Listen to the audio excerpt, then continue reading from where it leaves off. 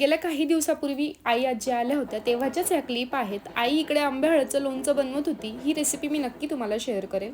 माझे तेव्हा ब्लॉग बंद होते म्हणूनच मी आता ब्लॉग पोस्ट करते. खूप वेळेस आमचे प्लॅन झाले आळंदीला जाण्यासाठी, पण काही ना काही कारणामुळे राहूनच जात होतं. मग झालं असं, मामा पण तिकडेच राहतात, ते पण आळंदीला येणार होते म्हणून आम्ही पण आळंदीचा प्लॅन केला. तिकडे पोहोचताच आम्ही नदीला हातपाय धुतले आणि ह्या बघा माझ्या मामी, ज्यांनी आजच हातावर टॅटू काढला होता तो पण त्यांच्याच नावाचा, आणि बिचारा मामा मामींचं नाव हातात गोंधून फिरतो. काय मामा तुम्ही.